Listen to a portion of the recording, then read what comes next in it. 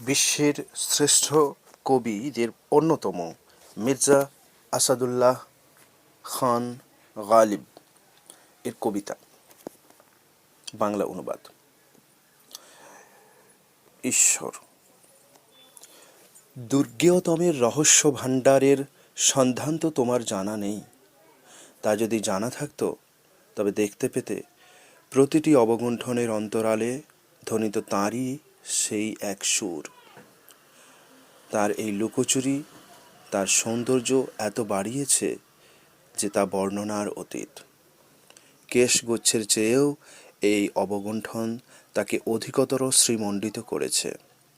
কে তাকে দেখতে পায়, যিনি অদ্বৈত ও তুলনারহিত? দ্বিত্বের ছিটে ফোঁটাও যদি সম্ভব হতো, আমরা তাকে দেখতে পেতাম কোথাও না কোথাও। যখন কোথাও কিছু ছিল না, ঈশ্বর অবশ্যই ছিলেন।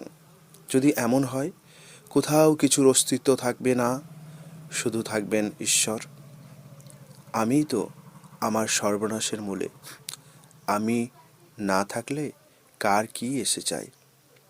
সূর্যোদয়ের সঙ্গে সঙ্গেই আসে শিশির কণা ঢলে পড়ার পালা। আমার অস্তিত্বের অবসান তোমার প্রেমোজ্জ্বল দৃষ্টিপাতে। আমার প্রভু ধরাছোঁয়ার বাইরে, বুদ্ধির অগোচর। যারা জ্ঞানী তারা জানেন কিবলা বা কাবা শুধু আসলের রাস্তা দেখিয়ে দিতে পারে, নিজে সে আসল নয়।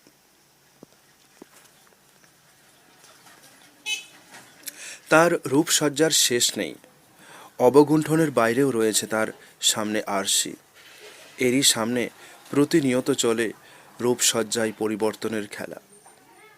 পথিক দলের মধ্যে কেউ না কেউ একটি না একটি পান্থশালায় পৌঁছে ক্লান্ত হয়ে এলিয়ে পড়ে, আর এগিয়ে যেতে পারে না। তোমার কাছে যারা পৌঁছতে পারে না, তাদের কি আর উপায় থাকে বলো? প্রতিটি অণু পরমাণুর উন্মত্ত নর্তনের কৈফিয়ত কে দেবে? বিশ্ব চরাচরকে এমন মহিমায় পরিপূর্ণ করেছেন তিনি। তার সব কিছুই অনিত্যের ঘূর্ণিপাকে বাঁধা। নিজের কাছ থেকেই তুমি দিব্য জ্ঞান লাভ করবে, সব কিছুই বুঝতে নাই বা পারলে।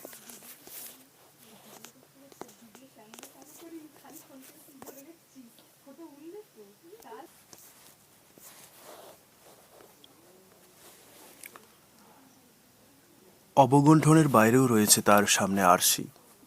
এরই সামনে প্রতিনিয়ত চলে রূপসজ্জায় পরিবর্তনের খেলা। পথিক দলের মধ্যে কেউ না কেউ একটি না একটি পান্থশালায় পৌঁছে ক্লান্ত হয়ে এলিয়ে পড়ে, আর এগিয়ে যেতে পারে না। তোমার কাছে যারা পৌঁছতে পারে না, তাদের কি আর উপায় থাকে বলো? প্রতিটি অণুপরমাণুর উন্মত্ত নর্তনের কৈফিয়ত কে দেবে? বিশ্ব চরাচরকে এমন মহিমায় পরিপূর্ণ করেছেন তিনি। তার সব কিছুই অনিত্যের ঘূর্ণিপাকে বাঁধা। নিজের কাছ থেকেই তুমি দিব্য জ্ঞান লাভ করবে, সব কিছুই বুঝতে নাই বা পারলে। এক ঈশ্বরেরই প্রকাশ বহুভাবে আমরা এই কথা বলে থাকি। এটা একটা অন্ধ কল্পনার অনুসরণ মাত্র। সত্যি কথা বলতে কি, আমাদের কল্পনার এই দেবতারা আমাদের অবিশ্বাসী কাভের করে তোলে। সকল বস্তুতেই তো তুমি রয়েছ, তবু তোমার মতো কিছুই কোথাও দেখতে পাওয়া যায় না। ধর্ম। অপবিত্রতা না থাকলে পবিত্রতা আসবে কোথা থেকে? বসন্ত ঋতুর প্রতিবিম্ব প্রতিফলনের আধার রূপে একটি উদ্যানের প্রয়োজন রয়েছে। আমরা একেশ্বরবাদী। আচার অনুষ্ঠান বর্জন আমাদের ধর্ম। মতবাদের কুয়াশা অপসৃত হলে তখনই দেখা দেয় ধর্মের প্রকৃত স্বরূপ। আমাদের প্রার্থনা শুধু সুরা ও মধুর জন্য যেন না হয়, এর জন্য দরকার স্বর্গকে নরকে ঠেলে দেওয়া। জীবনে মহৎ কিছু করার সুবর্ণ সুযোগ পেয়েও যে হারিয়েছে, তাকে সান্ত্বনা দেবার মতো কিছুই নেই, যদিও হয়তো সে সুযোগের সময়টুকু প্রচুর প্রার্থনাতেই কাটিয়েছিল। ধর্মের মূল কথাই হলো ঐকান্তিক ভক্তি। মন্দিরে জড় দেবতার পুজো করতে করতেই যে ব্রাহ্মণের মৃত্যু হয়েছে, তার সমাধির উপযুক্ত স্থান পবিত্র কাবা মসজিদ, কারণ সে ভক্তিমান। বেহেশতের প্রশংসায় সবাই পঞ্চমুখ। বেহেশত হয়তো খুবই ভালো জায়গা, সত্যি। ঈশ্বরের কাছে আমার এই প্রার্থনা, সেখানে যেন তোমার দেখা পায়। যে মূল্যবান জীবনের অবসান হয়ে গেল এপারে, তার ক্ষতিপূর্ণ হয়ে যায় বেহেশতে। কিন্তু এটা কি সত্যি পুরস্কার? কোথায় নেশার আনন্দ আর কোথায় অনিশ্চয়তার যন্ত্রণা? বেহেশতের আসল খবর আমার জানা আছে, তবে মন খুশি রাখতে গেলে এমন চিন্তাই তো আনন্দ আছে। হে ঈশ্বর, যে পাপ কাজ করেছি তার শাস্তি দিতে চাও দিও, তবে যে পাপ কাজের চিন্তা করেছি কিন্তু যা করতে পারিনি তা আমাকে হতাশাবিদ্ধ করেছে। এই হতাশা ভোগের জন্য কিছু রেহাই তোমার কাছে আমার পাওনা। এটা কি সত্যি প্রয়োজন যে সবাই পাবে এক হতাশাজনক জবাব? চলো তো দেখি আমরা সবাই সিনাই পাহাড়ে চলে যাই, দেখি ভাগ্যে কি মেলে। ধার্মিকতার কেন প্রশংসা করব, যদিও হয়তো এটা খাঁটি লোক দেখানো নয়। ভালো কাজের পুরস্কার পাবার পিছনে পুঞ্জীভূত লোভের প্রকাশ জড়িত কি নেই? রহস্যবাদ। ভালোবাসার ছলা কলা আর নয়নের চাতুরি ভাষায় যদি প্রকাশ করতে হয়, এর উপমা দেওয়া চলতে পারে ছোরা ও ছুরির সঙ্গে। ঈশ্বরের প্রসঙ্গ নিয়ে কথা উঠেও যদি, এতেও এসে পড়বে পানপাত্রের আর মদিরার প্রসঙ্গ। দর্শন, দ্রষ্টা ও দৃষ্ট বিষয় মূলত এগুলো সব একই। আমি ভেবে পাই না তাই দেখাকে এদের মধ্যে কোন শ্রেণীতে ফেলব। মহাসমুদ্রের পরিচয় তার নিয়ত রূপ পরিবর্তনে। তা যদি না হতো তবে জলকণা, জলের ঢেউ আর বুদবুদের মূল্য আর কতটুকু? যা দেখেছি এটা একটা নিতান্ত রহস্য। এটা যেন স্বপ্ন দেখতে দেখতেও স্বপ্ন থেকে জেগে ওঠা। বাইরের চটক দেখে ভুলো না, এরা কেউ বলে এটা ঠিক, কেউ বলে ঠিক নয়। আমার কাছে এ সংসার ছেলে খেলা। দিবারাত্রি আমার সামনে চলেছে এই খেলা। সলোমনের সিংহাসন আমার কাছে শুধুই খেলনা, ঈশার চমৎকারিত্ব শুধুই বাক বিলাস। বিশ্ব সৃষ্টি আসলে কিছুই না, একটা শুধু নাম। যা আমরা চোখে দেখি তা শুধু কল্পনা বিলাস।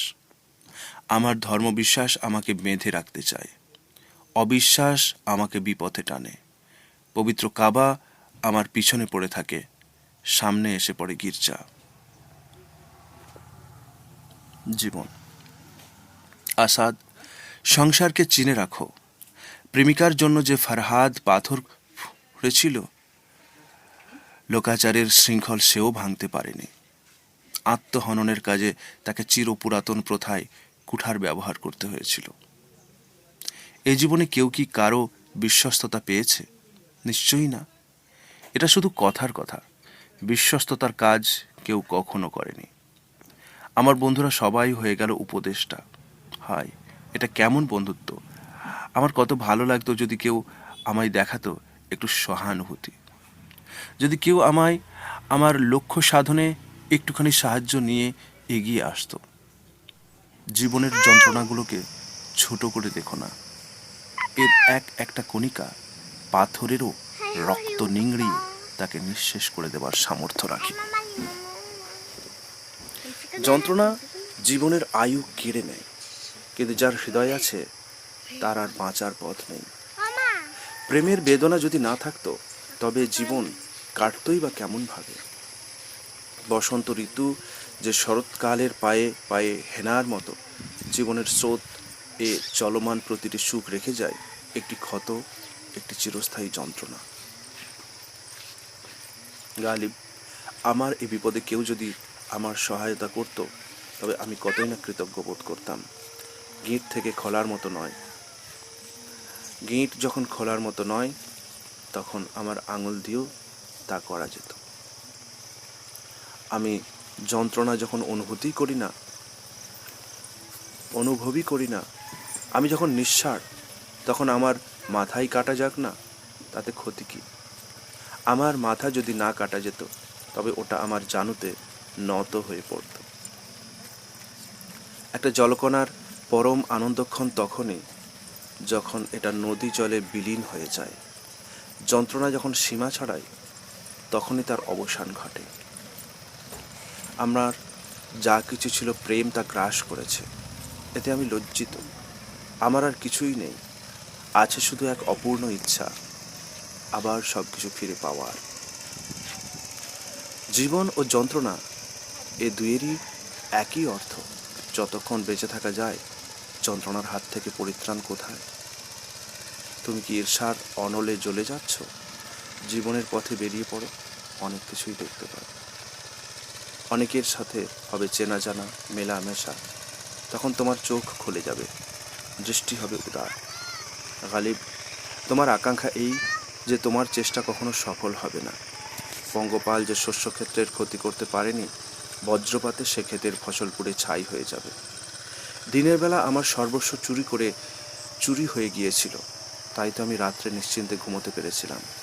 চোরকে অতএব ধন্যবাদ দেওয়াই উচিত। সম্পত্তি পাহারা দেওয়ার দায় থেকে সেই আমাকে মুক্তি দিয়েছিল। সরাইখানা থেকে আমাকে জোর করে বের করে দিয়েছে।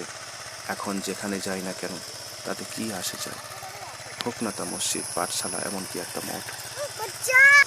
আমার দরদি আমাকে অপমানিত করেছে, আমি তাকে ধিক্কার দিই। ব্যথা সহ্য করার ক্ষমতা যার নেই, সে কেমন করে হবে আমার বিশ্বাসের পাত্র? আমি খাঁচায় বদ্ধ হয়ে আছি বন্ধু। বাগানে যে দুর্দৈবের খেলা চলেছিল, সেটা আমাকে অসংকোচে বলতে পারো। গতকাল বাগিচায় যে বাজ পড়েছিল, সে তো আমার খাঁচায় পড়েনি। যেখানে কেউ কোথাও নেই, এমনি কোনো স্থানে আমি যেন চলে যাই, যেন সেখানেই বাস করতে পারি। কথা বলার লোক সেখানে নেই, কারোর সঙ্গে তর্কাতর্কিও হবে না। একটা কাজ করতে হবে অবশ্য, একটা বাড়ি বানাতে হবে। সে বাড়ির দরজা, এমনকি দেওয়ালও থাকবে না। কোনো প্রতিবাসী সেখানে থাকবে না। থাকবে না আমার বাড়ির ফটকে কোনো দ্বার রক্ষী। যদি আমার সেখানে অসুখ করে, আমাকে দেখারও কেউ থাকবে না। আর যদি মরেই যায়, কেউ থাকবে না শোক করার। জ্ঞানীরা বলেন যে প্রতিটি শ্বাস আমরা গ্রহণ করি, তা উত্তাপের সৃষ্টি করে এবং সেই উত্তাপ একদিন শরীরকে গ্রাস করে নেয়।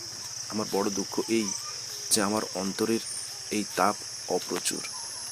এই তাপ আমাকে নিঃশেষ করতে পারছে না। আমার যন্ত্রণার তাই আর শেষ নেই।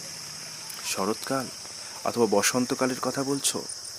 ঋতু যাই হোক না কেন, আমার দশা সেই একই থাকবে। সেই একই খাঁচায় বদ্ধ হয়ে আছি। আকাশের দিকে তাকিয়ে নিজের অসহায়তার কথা ভাবতে ভাবতেই আমার দিন কাটে।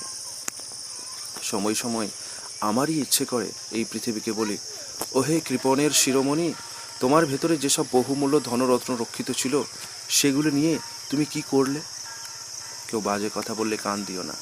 কেউ যদি কোনো অন্যায় করে, তার উল্লেখ করো না। কেউ যদি বিপথে যায়, তার পথ রোধ করো। কেউ যদি কোনো ভুল করে, তাকে ক্ষমা করো। বাসনাহীন মানুষ কি এ পৃথিবীতে কেউ আছে? তাহলে ভেবে দেখতে হবে সকলের সব ইচ্ছা কি করে পূর্ণ হবে। আমার নিজের এমন বাসনার সংখ্যা হাজার হাজার। এই বাসনাগুলির মধ্যে প্রত্যেকটিরই চরিতার্থতার জন্য জীবন বিসর্জন ও সার্থক। এর মধ্যে বহু বাসনাই আমার চরিতার্থ হয়েছিল, তবুও এমন অনেক থেকে গেল যেগুলির নাগাল পেলাম না। নিপুণ তীরান্দাজ নই, ওত পেতে থাকা শিকারীও নয়। আমার খাঁচার এক কোণে আমি তাই বেশ শান্তিতেই আছি। মানুষ, ঈশ্বরের মহিমার স্ফুরণ মানুষের উপর হওয়াই উচিত ছিল, সিনাই পর্বতের উপর নয়। কে কতটুকু পান করতে পারবে, সেটা হিসেব করেই তো সুরার পরিমাণ নির্দিষ্ট করা হয়। আমি তো একটা জলকণা মাত্র, কিন্তু এই জলকণাই তো আসলে নদী। বৃথা গর্বী মনসুরের মতো আমি অবশ্যই নিজেকে নদীর সঙ্গে তুলনা করি না। তিনি আমাকে সন্তুষ্ট করার জন্য আমাকে দুটি জীবন দিয়েছেন। আমি প্রতিবাদ করিনি। দরদস্তুর করার মতো ঔদ্ধত্য আমার নেই। সভাগৃহে জ্বলে জ্বলে ক্ষয়ে যাওয়া মোমবাতির সমব্যথী অনেকেই থাকে, কিন্তু তারা কিছুই করতে পারে না। দুঃখে বেদনায় তার জীবন জ্বলে পুড়ে শেষ হয়ে যাচ্ছিল, কিন্তু তার দরদিরা তাকে কী বা সাহায্য দিতে পারত? সকলের কথা বলো না, খুব কম লোকেই শেষ পর্যন্ত নানা রকমের ফুল, এমনকি গোলাপ পেয়ে ফুটে উঠতে পারে। কবরের নিচে যাদের স্থান, তারাও কত শত সুন্দরভাবে ফুটে উঠতে পারত। বন্ধুজনের মজলিসখানাকে সুন্দরভাবে সাজিয়ে তুলতে একদা আমরাও জানতাম, কিন্তু এই যে জানা, তা এখন বিস্তৃতিরূপ তাকের উপর শোভমান রয়েছে। অর্থাৎ সবাই এখন ভুলে গিয়েছি সবই।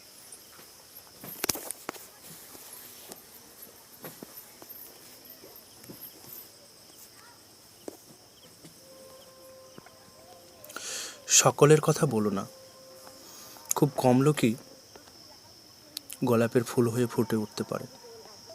কবরের নিচে যাদের স্থান, তারাও কত শত সুন্দরভাবে ফুটে উঠতে পারত। বন্ধুজনের মজলিসখানাকে সুন্দরভাবে সাজিয়ে তুলতে একদা আমরাও জানতাম, কিন্তু এই যে জানা, তা এখন বিস্তৃতিরূপ তাকের উপর শোভমান রয়েছে, অর্থাৎ সবই এখন ভুলে গিয়েছি। বড় কিছু করার কত সুবর্ণ সুযোগ এ জীবনে এসেছিল। এ সুযোগ যে হারিয়েছে, সে এ ব্যথা ভুলবে কেমন করে? হয়তো এই মূল্যবান মুহূর্তগুলিতে গভীর প্রার্থনাই তার কেটেছিল, তবু তার এ দুঃখ মুছে যাবার নয়। পার্থিব সমস্যায় আমি যতই জড়িয়ে পড়ছি, আমার সত্য স্বরূপকে বুঝে নেওয়া ততই শক্ত হয়ে পড়ছে। জীবন দর্শন। জীবনের মূলেই রয়েছে ধ্বংসের বীজ। ভালো করে দেখে রাখো, কৃষকের কপালের ঘাম একদিন বজ্রাগ্নির রূপ নেবে, তার ফসল পুড়ে ছাই হয়ে যাবে। গভীরভাবে ভালোবাসা আবার নিজেকে বাঁচিয়ে রাখার স্বাভাবিক প্রবৃত্তি, এই দুয়েরই সহাবস্থানের চেষ্টা বা কল্পনা, এটা মূর্খতা মাত্র। বজ্রাগ্নির উপাসনা যে করে, সে তো তার আগুনের সর্বস্ব নিশ্চিতই খোয়াবে, তখন আর হাই হাই করে কি লাভ? সৌন্দর্যের ধ্যান, সে তো একটি সৎ কাজ। আমি তো জীবনে তাই করে এসেছি, তাই তো আমার কবরের নিচে থেকে বেহেশতের দুয়ার খুলে গেছে। জেনে রেখো, যে কাজ করা খুব সোজা বলে মনে হয়, সে কাজ করে ওঠা খুবই কঠিন। এমনই দুঃসাধ্য যে কোনো ব্যক্তি ইচ্ছে করলেই মানুষ হয়ে উঠতে পারে না। কোনো এক উদ্দেশ্য সিদ্ধির জন্য অক্লান্ত কাজের প্রেরণা দিয়ে থাকে মানুষেরই উচ্চাসা। মৃত্যু যদি না থাকতো, তবে মানুষের জীবনের আকর্ষণ সবই লোপ পেয়ে যেত। প্রতি জলকণাই দাবি করতে পারে আমিই সমুদ্র। একজন যখন অন্যের কাছে সম্পূর্ণভাবে আত্মসমর্পণ করে, সত্যিই তার আর পৃথক সত্তা কিছুই থাকে না। একটি জলকণা থেকেই আন্দাজ করা উচিত নদীর গভীরতা কতখানি। একটি টুকরো থেকেই আসে সমগ্রের বোধ। যদি তা না হয়, তবে বুঝতে হবে দৃষ্টির অভাব, সবটাই অবোধ শিশুর খেলার মতো। তিনি যে জীবন তোমায় অনুগ্রহ করে দিয়েছিলেন, সেই জীবন আমি ত্যাগ করেছি। আমায় এই যে দিয়েছি, এটা কি সত্যিই দান? স্বর্গের ঋণ তো শোধ করতে পারিনি আমি। যত সাহসের সঙ্গে ঝাঁপিয়ে পড়া যায়, সাফল্য আসে ঠিক সেই মাপে। যে অশ্রুবিন্দু মতিতে পরিণত হবার চেষ্টা করেনি, সে তো জলকণায় থেকে যাবে। মানুষের মন লক্ষ লক্ষ চিন্তার খেলার মাঠ। নির্জনতা তাই আমার কাছে মনে হয় কলরব মুখর বন্ধু গোষ্ঠীর মেলা। দিবারাত্রি ধরে চলেছে 7টি তারার আবর্তন। কিছু না কিছু তো ঘটবেই, এতে ভাবনার কি আছে? সারা জীবন ধরেই তো আমি মৃত্যুর প্রতীক্ষা করেছি। মৃত্যু যখন সত্যিই আসবে, তখন আমার ভাগ্যে কি ঘটবে তা কি আমি জানি? প্রতি জলস্রোতের নিচে বিস্তারিত রয়েছে হাজার হাজার ক্ষুধার্ত কুম্ভীরের করাল ক্রাশ। একটি জলবিন্দুকে মুক্তায় পরিণত হতে হলে বাধা কত দুস্তর, তা কি কেউ জানে? জীবনের দৈর্ঘ্য শত চাক্ষুষ নিমেষ। পানোৎসবে যারা যোগ দেয়, তাদের হুল্লোড় চলে শুধু ততক্ষণ, যতক্ষণ পর্যন্ত না কাঁপতে কাঁপতে নিভে যায় মোমবাতির আলোকমালা। আসাদ, জীবনের যন্ত্রণার কোনো প্রতিকার নেই যতক্ষণ পর্যন্ত না মৃত্যু এসে পড়ে। সর্ব ঋতুতেই বাতিগুলোকে জ্বলতে হয়, সূর্যোদয়ের পূর্বকাল অবধি। সে যদি আমার প্রতি একনিষ্ঠ থেকে থাকে, লোকে বলবে এটা নিষ্ঠুরতা। ভালো লোককে মন্দ বলে চিহ্নিত করা, এটাই হলো সাধারণ রীতি। জীবনের ঘোড়া লাফিয়ে লাফিয়ে ছুটে চলে, কোথায় যে তা থামবে কেউই বলতে পারে না। শক্ত মুঠোয় লাগাম আমরা ধরতে ঠিক পারি না।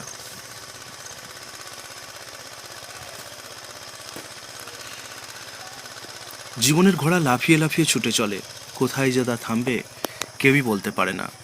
শক্ত মুঠোয় লাগাম আমরা ধরতে ঠিক পারি না, আমাদের পাও ঠিক পাদানির উপর রাখা যায় না। বোঝার ক্ষমতা আছে এমন মনের কাছে সমস্যার ঝঞ্ঝাবাত যেন পাঠশালার মতো। ঝড়ের এক একটা কষাঘাতের সঙ্গে গুরুমশাইয়ের সস্নেহ বেত্রাঘাতের তুলনা দেওয়া যেতে পারে। যন্ত্রণায় অভ্যস্ত হয়ে পড়লে যন্ত্রণা বোধ চলে যায়। আমি জীবনে এতই কষ্ট পেয়েছি যে এদের সামলানো আমার পক্ষে সহজ হয়ে উঠেছে। কারো কাছে অনুগ্রহ ভিক্ষা নিলে তোমার নিজের আশা আকাঙ্ক্ষা নষ্ট হয়ে যাবে। সংসারের কাছে অতএব ঋণী না থাকাই সঙ্গত। আত্মতুষ্টির মনোভাব নিয়ে চলতে শেখো। এই সংসারে টিউলিপ ফুল ফোটে নিজের অভ্যন্তরে একটা দুষ্ট ক্ষত নিয়ে। এই ক্ষতই তাকে নিঃশেষ করে। এমনিভাবেই কৃষকের আপন শরীরের সেদ বিদ্যুৎ বর্ণিতে রূপান্তরিত হয়ে তার উৎপাদিত ফসল পুড়িয়ে ছাই করে দেয়। একটি জলবিন্দু নদী জলে মিশে নদী হয়ে যায়। যার শেষ ভালো তার সব ভালো। বাড়িতে কলরব ধ্বনিত হওয়ার জন্য প্রয়োজন বেশ কিছু লোকজনের সমাবেশ। যদি উৎসব সঙ্গীতের অবকাশ না থাকে, শোক সঙ্গীতও গৃহমুখরিত করতে পারে। এই পৃথিবীর সমৃদ্ধি থেকে বোঝা যায় অনেক শক্তিমান ও দুঃসাহসী ব্যক্তির এখানে জন্মানো বাকি আছে। সরাইখানার পানপাত্রগুলি যদি সুরাপূর্ণই থেকে যায়, তবে এটাই বোঝা যায় যে এই পানশালায় বেশি লোকের যাতায়াত নেই। চিরাচরিত ঐতিহ্যের অন্ধ অনুসরণকারী জগতের বুদ্ধিজীবী সমাজ কিসের জন্য গর্ব করতে পারে? গালিব, অন্তিম বিনাশের পথ আমার চিন্তায় চিরজাগরূক। জীবনের ঢিলেঢালা পাতাগুলো একত্রে বেঁধে রাখতে এই চেতনার বিশেষ প্রয়োজন। প্রেম। তুমি বলছো আমার যে মন তুমি কুড়িয়ে পেয়েছো তা আর ফিরে দেবে না। আর ছলনার প্রয়োজন কি? তুমি হদিশ দিয়েছ অবশ্যই। হৃদয় আমার অনেক আগেই খোয়া গিয়েছিল। এখন জানা গেল কার কাছে সেটা বাঁধা রয়েছে। প্রেম থেকেই আমি জীবনের স্বাদ পেলাম। সব ব্যথার ওষুধ তো পেলাম, কিন্তু প্রেমের ব্যথার ওষুধ যে নেই। আমার প্রেমিকা সরলা, অথচ দুষ্টুমিও বেশ জানে। ভুলমন আবার হুঁশিয়ারও কম নয়। তার আপাত ঔদাসীন্য কাজে কাজেই আমাকে দুঃসাহসী করে তোলে। গোলাপের সুরভি, বিষাদের বেদনা অথবা বাতির ধোঁয়া, যা নিয়েই হোক না, তোমার মঞ্জিল থেকে যেই চলে এসেছে সেই ফিরেছে গভীর বেদনা নিয়ে। প্রিয়তমার অবহেলার যন্ত্রণা আমি এড়াতে চেয়েছিলাম। তার প্রতি আমার একনিষ্ঠতার ত্রুটি অবশ্যই ছিল না, কিন্তু এতই সে নিষ্ঠুরা যে সে আমাকে মরতেও দেয়নি। নবোদিত সূর্যরশ্মি যেভাবে প্রভাতকালে তৃণশীর্ষের শিশির বিন্দুতে প্রতিবিম্বিত হয়, তোমার অস্তিত্ব তেমনইভাবেই আমার হৃদয় দর্পণে প্রতিফলিত হয়েছিল। গালিব, আমার হৃদয় ছিল জ্ঞানের রত্নভাণ্ডার। বিচ্ছেদের যন্ত্রণা আমার সেই হৃদয়কে বিদীর্ণ করে দিয়েছে। প্রিয়তমার জন্য আমার ব্যাকুলতাকে ধিক্কার। বারবার সেই পাগলামি আমাকে তার বাড়ির দিকে টেনে নিয়ে যায়। এতে আমার যন্ত্রণা আরও বেড়ে যায়। আমার শিরশ্ছেদ করার পর তার নিষ্ঠুরতায় ছেদ পড়ে। চমৎকার, খুব তাড়াতাড়ি তার মনে অনুতাপ জেগেছিল। আমার প্রতি তোমার এই অবহেলা সীমা ছাড়িয়ে গিয়েছে। আমার বেদনার কাহিনী দীর্ঘকাল ধরে শুধু বলেই যেতে থাকে, তুমি মন দিয়ে শোনো না। একবার হয়তো অন্যমনস্কভাবে শুধাও, কি বলছো? ঈশ্বর যদি আমাকে বন্দি করে থাকেন তবে তাই ভালো, তাঁরই ইচ্ছা পূর্ণ হোক। তবে তিনি কি এই বিশ্বাস পোষণ করে থাকেন যে তাঁর আমাকে এই বেকায়দায় ফেলা প্রিয়তমার প্রতি আমার মুগ্ধতার অবসান ঘটাবে? প্রিয়তমার সঙ্গে আমার মিলন এটা ভাগ্যের অভিপ্রেত ছিল না। আমি যদি দীর্ঘ দিন বাঁচতাম তবে আজও আমি তার অপেক্ষা করতাম। তোমার বক্রিম কটাক্ষ, লাভের আনন্দ ভাষায় প্রকাশের অতীত। অলজ্জিতা হয়ে সোজাসুজি আমার দিকে তাকাতে যদি, আমি বুঝে নিতাম আমার আর কোনো আশা নেই। গালিব, আমার প্রিয়তমার সর্বদাই আনন্দদায়িনী। তার কথা, একটু ইশারা অথবা যে কোনো ভঙ্গিমা সবই আনন্দের উৎস। আমার প্রেম ব্যাধি কোনো প্রতিষেধকের সাহায্য নেয়নি, কাজে এটা সারবার মতো রোগ নয়। তা মন্দ কি? অত্যাচারী সময়ের শিকার হয়েছিলাম, এটা সত্যি। তবে এমন সময় কখনো ছিল না যখন তোমার চিন্তা থেকে মুক্ত ছিলাম। বিরোধ ছিল বলেই তো ধরে নিতে হবে পরস্পরের মধ্যে একটা সম্বন্ধের অভাব ছিল না। যখন একদিক থাকে সম্পূর্ণ নিষ্ক্রিয় উদাসীন, তখন অপরজন প্রতারিত হতে পারে না। যেহেতু আমি কানে শুনি কম, আমার দ্বিবিধ আবদার তোমায় সহ্য করতে হবে। দুবার করে না বললে কোনো কথাই যে আমি বুঝে উঠতে পারি না।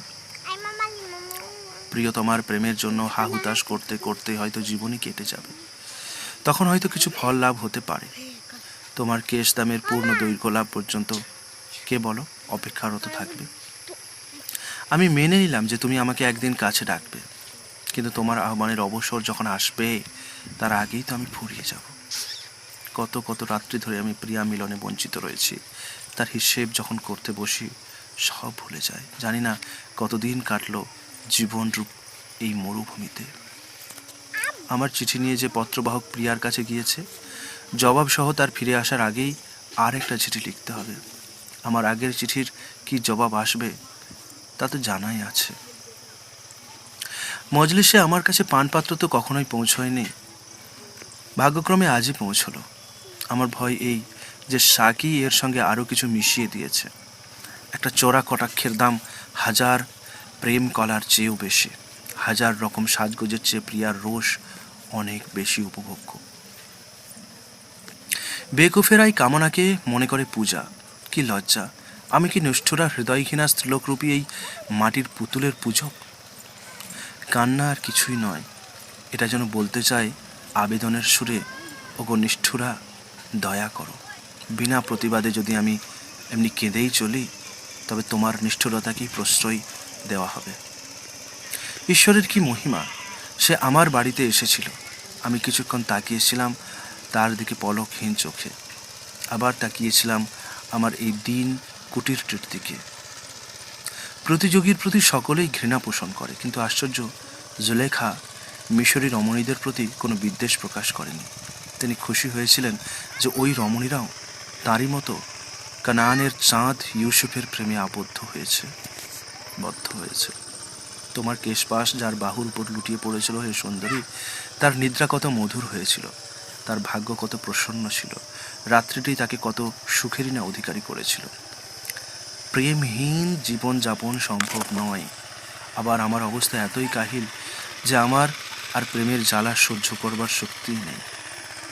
ধর্মভীরু যে প্রেমে যে একনিষ্ঠতার দাবি করে, সেই পুরুষ কেন এমন রমণীর ছায়া মারায় যে ধর্মভীরু বা একনিষ্ঠা নয়? আমি বলছি না যে তোমার ভালোবাসা কেবল আমাতেই নিবদ্ধ থাকবে, তবে তুমি অখুশি হলেও আমি এই চাই তোমার শিকার যেন আমিই হতে পারি, আর কেউ নয়। আমার ক্ষোভ এই যে তুমি আমার প্রণয়ের প্রতিদ্বন্দ্বীর কথা ভেবে আমার কাছে তার প্রসঙ্গ উঠিয়েছিলে। তার প্রতি তোমার অবজ্ঞাই প্রকাশ পেয়েছিল, কিন্তু এ প্রসঙ্গের অবতারণারই বা কারণ কি ছিল? তুমি আমাকে অবজ্ঞা করতে চাও করো, কিন্তু তোমার সঙ্গে আমার পুনর্মিলনের আশা একেবারে নষ্ট হতে দিও না। তোমার ওই নিরুত্তাপ দৃষ্টি আমার কাছে যেন বিষের মতো বোধ হচ্ছে।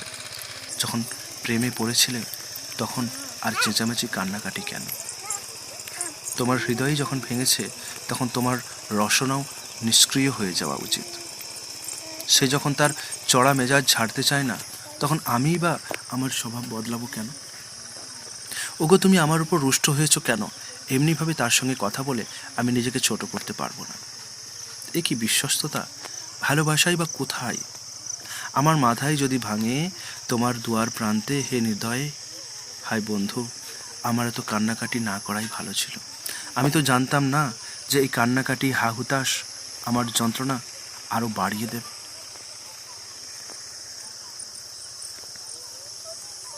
গালিব, আমি চাইছি প্রিয়ার সঙ্গে দেখা করে তাকে জানাই তার সঙ্গচ্যুতি আমার মনে কি দুঃসহ ব্যথার সৃষ্টি করেছে।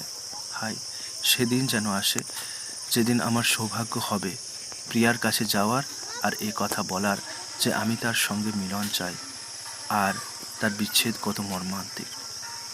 গালিব, আমরা নিশ্চয়ই তোমার প্রিয়াকে জানাবো তোমার বিচ্ছেদ বেদনার যন্ত্রণার কথা, কিন্তু সে তোমাকে কাছে ডাকবে কিনা তা আমরা বলতে পারবো না। আমাকে মনে করিয়ে দিও না, এককালে তুমি আমাকে বলতে তুমিই আমার জীবন। এখন আমি বেঁচে থাকা বা জিন্দগিতেই অতিষ্ঠ হয়ে পড়েছি। ঈশ্বরের দোহাই, আমার সঙ্গে সব সম্পর্ক চুকিয়ে দিও না। আমার সঙ্গে ভালোবাসার সম্পর্ক না রাখতে পারো, বিরাগটা অন্তত বজায় রাখো। তুমি বলতে চাইছো যে আমার দুশ্মন তোমার প্রণয়াসক্ত, হোক তা, কিন্তু তাই বলে তোমার ঔদাসীন্য কেন সহ্য করব? কেনই বা তোমার প্রতি একনিষ্ঠ থাকব? আমি এত নির্বোধ নই। তার দেখা পাওয়ার একটা সুযোগ পেয়েছি। এই সৌভাগ্যে আমি নিজেই নিজেকে ঈর্ষা করছি।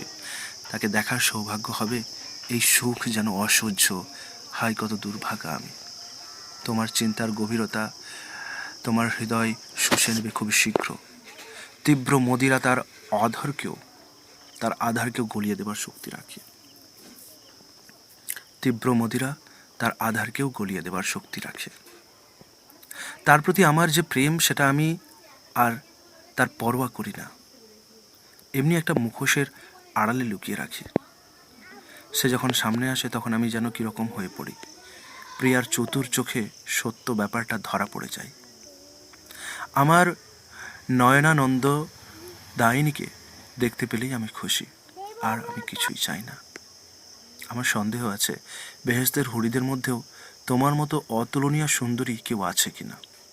আমি মরে গেলে তোমার বাড়ি যাবার রাস্তায় আমাকে কবর দিও না, কারণ সেটাই হয়ে উঠবে পথিকদের পক্ষে তোমার বাড়িতে পৌঁছানোর নিশানা। ওগো প্রিয়ার বাড়ির গলিতে তোমরা যারা বাস করো, নিশ্চয়ই তোমরা জানো প্রিয়ার বাসগৃহ কোনখানে। দয়া করে একটু চোখ রাখো। পাড়ায় যদি তোমরা ভ্রাম্যমান বেচারা গালিবকে দেখতে পাও। আমার সুপ্ত কামনার যন্ত্রণা আমাকে যে দহন জ্বালা দিচ্ছে, নরকাগ্নিও তা দিতে পারত না। তার চড়া মেজাজের অভিজ্ঞতা আমার আগেও হয়েছে, তবে দেখছি এখন তার যে গোপনতা প্রকাশ পেল তা আরও চমৎকার। প্রিয়া মিলনের শুভ সন্দেশ পাচ্ছি না। তার রূপ এক নজর দেখতেও পাওয়া যাচ্ছে না। বহুদিন থেকে আমার চোখ আর কান দুই অচরিতার্থ। চাঁদ যখন 16 কলায় পূর্ণ, তখনই তার সৌন্দর্যের পরাকাষ্ঠা, এতে সন্দেহ নেই। তবে আমার চন্দ্রমুখী প্রিয়তমা যখন সূর্যপ্রভার মতো ঝলমল করে, তখন তাকে আরও বেশি চমৎকারিণী মনে হয়। প্রিয়তমাকে দেখেই আমি খুশিতে ঝলমল করে উঠি। আর আশ্চর্য এই যে সে ভাবে শুধু আমার স্বাস্থ্য ভালো হয়েছে। তুমি যদি ভেবে থাকো আমার মৃত্যুবরণ আমার ভালোবাসার সর্বোচ্চ প্রমাণ নয়, তবে তাতে কিছু যায় আসে না। তুমি যদি আরও পরীক্ষা করতে চাও তা করতে পারো, এটার কথা ভুলে যাও। প্রেমিক প্রেমিকার মধ্যে রাগ ঢাক আর সংযমী যদি থাকে, তবে আর মিলন কথা, এটা তো বিচ্ছেদের চেয়ে মন্দ নয় কম। উপভোগ তখনই চরম যখন নিজেই বেশ কিছু এগিয়ে আসে নায়িকা, আর নায়ক হয়ে ওঠে বেশ একটু উদ্দাম ও চঞ্চল। একদিন নিশ্চয়ই তাকে আমি চুম্বন করতে পারবো। এর জন্য চাই তীব্র বাসনা আর বেপরোয়া দুঃসাহস। খুব সম্ভব প্রিয়া স্বপ্নের মধ্যে আমায় সান্ত্বনা দিতে আসবে, কিন্তু তার আগে আমার চিত্ত জ্বালা শান্ত হয়ে ঘুম আসা প্রয়োজন। সে যদি আমার প্রিয়ার প্রেমে পড়ে গিয়ে থাকে, তবে তাকে দোষ দেওয়া যায় না, এটাই স্বাভাবিক। সে আমার প্রণয়ের প্রতিদ্বন্দ্বী হয়ে গিয়েছে, যদিও তাকেই আমি পাঠিয়েছিলাম প্রিয়ার কাছে আমার বার্তা বাহক রূপে। সে তাই থেকে যাক না কেন। প্রণয়ের ব্যাপারে জীবন মৃত্যুর ভেদ খুবই কম। যার জন্য প্রাণটা যেন বেরিয়ে যায়, তার সঙ্গে মিলনেই আবার যেন বেঁচে ওঠে। मोहब्बत में नहीं है फर्क जीना और मरने का, उसी के वास्ते जीते हैं जिसका फिर सनम निकले। আত্মবিশ্বাস। কফিনবিহীন এই লাশ গালিবের, ঈশ্বর তাকে কৃপা করুন। তার মধ্যে তো ধার্মিকতা ছিল না। চুপ করে থাকি বটে, তবে বহু অচরিতার্থ বাসনা আমার মনের মধ্যে চাপা আছে। আমি যে একটা অন্ধকার কবরখানায় নির্বাপিত মোমবাতি। আমার দুঃখ দুর্দশায় বন্ধুর যে সহানুভূতি আমাকে বাঁচিয়ে তুলতে চায়, তা কি কাজে আসে? আমার ক্ষতগুলি যতক্ষণে সেরে ওঠার অবস্থায় আসে, তারই মধ্যে আমার হাতের নখগুলি বেড়ে ওঠে, আর তাদের কাজে লাগিয়ে আবার আমি নতুন ক্ষতের সৃষ্টি করে ফেলি।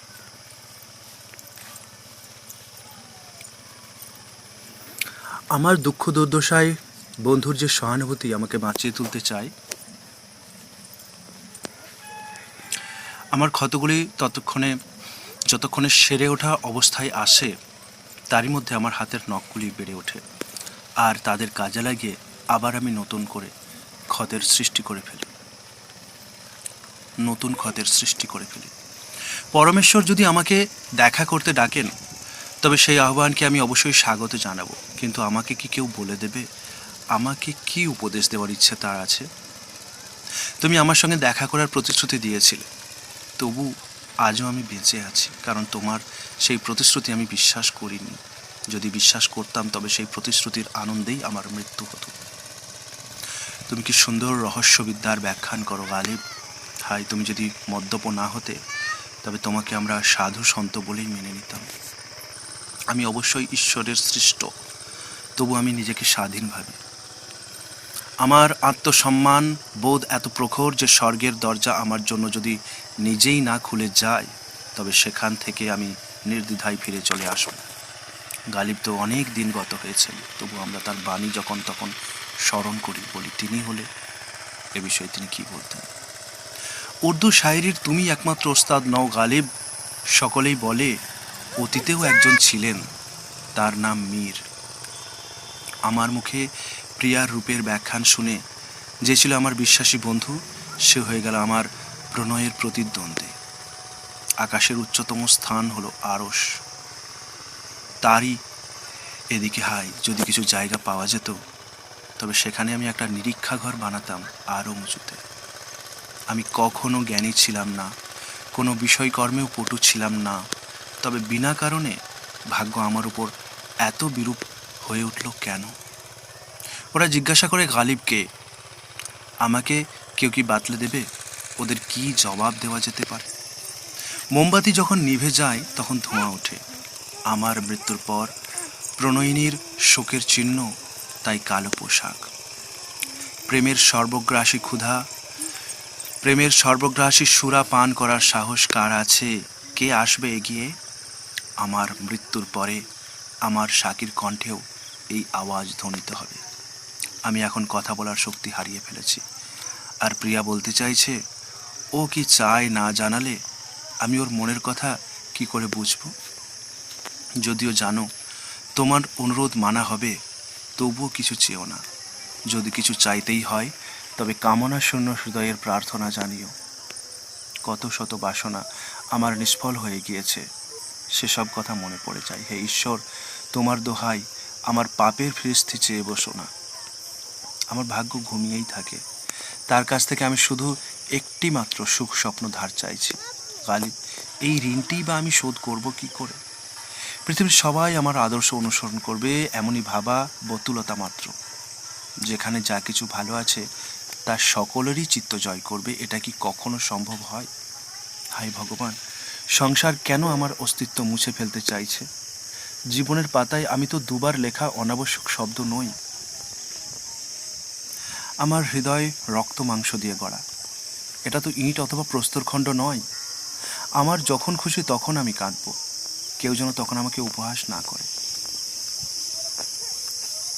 এটা মন্দির নয়, মসজিদ নয়, সাধু সন্তের মকবরাও নয়।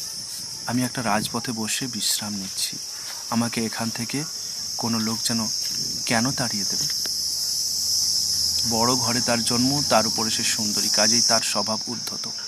এদিকে আমার আত্মমর্যাদা জ্ঞানও বেশ টনটনে, সকলের সামনে তার কাছে ঘেঁষা মুশকিল, আবার সেও তার কাছে আমাকে ডেকে নেবে না।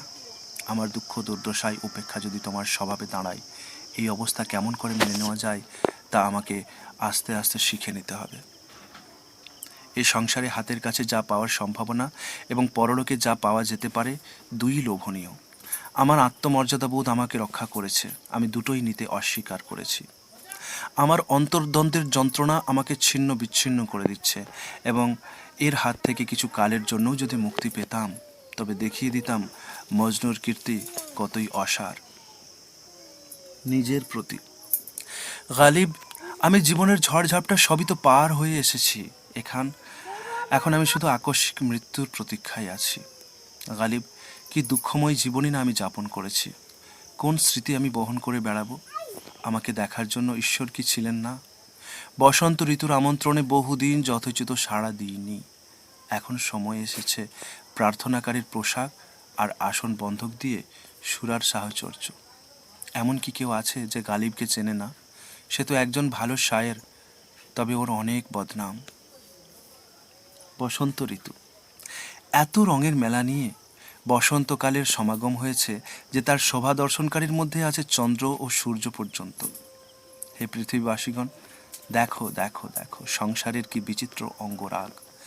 ধারিত্রীর এক প্রান্ত থেকে অপর প্রান্ত পর্যন্ত সবুজের কি শোভা। নীলাকাশের গম্বুজ এই শোভার কাছে হার মেনে যায়। সবুজ আর কোথাও বসার জায়গা না পেয়ে জলের উপর শ্যাওলার রূপ নিয়ে আশ্রয় নিয়েছিল। নার্সিসাসের চোখ শুধু সবুজের শোভা ও পুষ্পের সমারোহ দেখার জন্যই। বাতাস যেন নেশার আমেজে ভরপুর, নিঃশ্বাস টানলেও যেন নেশা লাগে। ইচ্ছাপত্র, পার্থিব স্ফূর্তির আকাঙ্ক্ষা পূরণের অভিলাষী হে নবযুগতের দল, সুরা ও সঙ্গীতে যদি তোমাদের আসক্তি থাকে তবে সাবধান হও। যদি তোমাদের দেখে শেখার মতো চোখ থাকে আমাকে দেখো, উপদেশ শোনার মতো যদি কান থাকে তবে আমার কথা শোনো। সুন্দরী সাকি জ্ঞান ও ধর্মের মন্ত্রী নয় হন্ত্রী। সুন্দরী সাকি জ্ঞান ও ধর্মের হন্ত্রী, মধুকণ্ঠী গায়িকা, প্রতিষ্ঠা ও বুদ্ধিহারিণী। গত রাত্রে আমরা কি দেখেছিলাম? জলসাগরের এক প্রান্ত থেকে আরেক প্রান্ত পর্যন্ত প্রতিটি স্থান দেখাচ্ছিল যেন বাগিচার মালির ফুলের ঝুড়ি অথবা ফুলওয়ালার বানানো ফুলের তোড়ার মতো। সাকির মন্থর গতির চরম সৌন্দর্য আর অ্যাকর্ডিয়ান বাদ্যযন্ত্রের মধুর ধ্বনির আনন্দও সেখানে ছিল। পরের দিন প্রভাতে সেই ঘরেই দেখা গেল আরেক দৃশ্য। পানন্মত্তদের বেপরোয়া খুশির হুল্লোড় সেখানে আর ছিল না।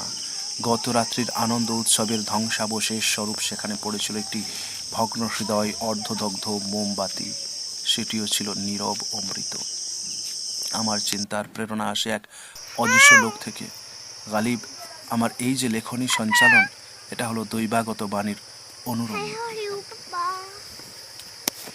বিবিধ। প্রিয়ার কথাগুলি আমার খুবই ভালো লেগেছিল, তবে তার কথাগুলি মনে হয়েছিল যেন আমারই হৃদয়েরই প্রতিধ্বনি। হে সাকি, প্রসন্ন হয়ে আজ তুমি আমাকে প্রাণ ভরে পান করতে দাও। অন্যদিন রাত্রির পর কম বেশি যতটুকু পাই তাই নিয়েই তো আমি সন্তুষ্ট থাকি। বন্ধু, তার সঙ্গে তুমি আমার পরিচয় করিয়ে দিয়েছিলে, তার জন্য আমি তোমার উপর দোষারোপ করছি না। যে পত্রবাহক প্রেমিকার কাছে গিয়েছিল তার প্রতি অশিষ্ট আচরণের জন্য তাকে অবশ্যই সেলাম জানাবে। খিজির নামে যে পয়গম্বর পথ ভোলা পথিককে পথ দেখাতেন তার আদর্শ অনুসরণ করতেই হবে এমন কোনো কথা নেই। তবে হ্যাঁ, সফরের সময় তিনি আদর্শ বন্ধুর কাজ করতেন, এতে সন্দেহ নেই। আমার অন্ধকার কারাগৃহে আছে শুধু একটানা দুঃখ নিশার প্রবাহ। উষার একমাত্র নিশানা যে বাতির আলো সেটাও মৃত। অন্ধকারের এক ঘেমিতে নেই কোনো ছেদ। আমার মাটির পানপত্রটি ভেঙে গেলে আফসোসের কিছু নেই, বাজার থেকে আরেকটি কিনে আনলেই চলবে।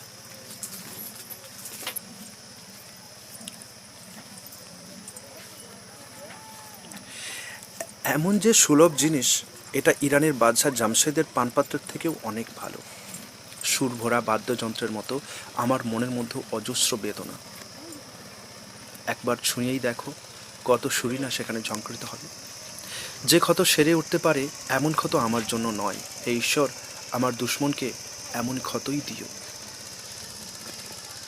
কেউ যদি মৃত্যুর মধ্যেই তার যন্ত্রণার অবসান ঘটাতে চায় তবে তাকে তীব্র হতাশার শিকার হতে হবে। মৃত্যু যদি না আসে, আজ আসবে না তবে একদিন সে আসবেই। মৃত্যুর এই পণ, মৃত্যুর বিরুদ্ধে এই জন্য আমার তীব্র অভিযোগ ভাষায় প্রকাশ করা যায় না। অনর্থ সৃষ্টির শক্তি তোমার মধ্যে এমন পুঞ্জীভূত হয়ে আছে যে তুমি পৃথিবীকে ধ্বংস করে দিতে পারো। তুমি যদি কারো ভালো করতে চাও তবে কোনো দুষ্ট গ্রহের প্রয়োজন হবে না, সে বেচারা এমনিই খতম হয়ে যাবে। ঈশ্বরীয় বিধান আর রাজার আইন এ দুটোই সমাজসৃজক শৃঙ্খলা বজায় রাখে। কিন্তু যে শয়তান এই নীতি নিয়মের ধার ধারে না, তাকে তোমরা কি করে সামলাবে? একটি কথা বললেই যখন তোমার জীবাচ্ছিন্ন হওয়ার আশঙ্কা, তখন তোমার চুপ করে যা বলা হচ্ছে তাই শুনে যাওয়াই ভালো।